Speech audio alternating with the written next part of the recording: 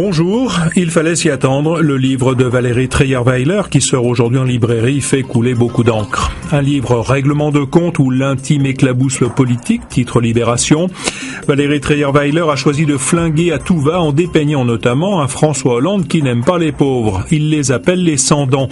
Une expression qui pourrait devenir un des marqueurs de son quinquennat, à l'instar du casse-toi pauvre con de Nicolas Sarkozy.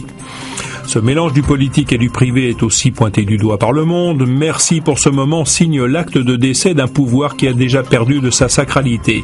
Le livre transgresse mais se tient, estiment nos confrères. L'ancienne journaliste politique dresse le portrait acéré d'un président sous constante perfusion médiatique. C'est la chronique d'un début de quinquennat submergé par la vie privée.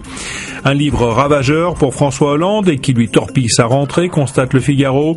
Un livre qui suscite embarras et désolation sur l'ensemble de l'échiquier politique.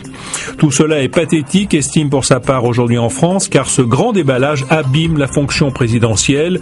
Pas de réaction officielle de l'Élysée, mais nos confrères affirment que même si François Hollande est catastrophé, il a décidé de ne pas porter plainte. Ce matin, Libération s'indigne du traitement réservé à Najat Vallaud-Belkacem, cible comme Christiane Taubira avant elle, d'attaques racistes et misogynes venues de l'extrême droite, mais aussi de la droite. Minutes et Valeurs Actuelles ont fait de la nouvelle ministre de l'Éducation nationale un bouc émissaire du fait de ses origines. Dans son éditorial, Laurent Geoffrin tire la sonnette d'alarme et fustige la droite républicaine qui tolère de tels comportements. Dans le dossier ukrainien, l'histoire s'emballe. Après la déroute de son armée dans l'est du pays, l'Ukraine a été contrainte au cessez-le-feu avec Moscou, titre Le Monde. Les Occidentaux veulent intensifier les pressions contre Poutine, mais pour les Échos, c'est sous pression que Paris a décidé de lier la livraison des Mistral russes à l'amélioration de la situation sur place.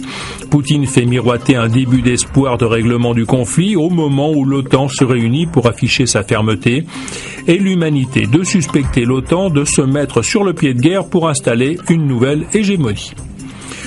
Les Bleus retrouvent le Stade de France ce soir, se réjouit l'équipe pour un match de prestige contre l'Espagne avec en tête l'Euro 2016.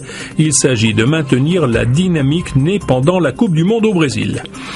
Nous refermerons cette revue de presse avec le regard de Plantu sur le nouvel orage qui tombe sur François Hollande. Avec l'habitude, même pas mal. Bonne journée à tous.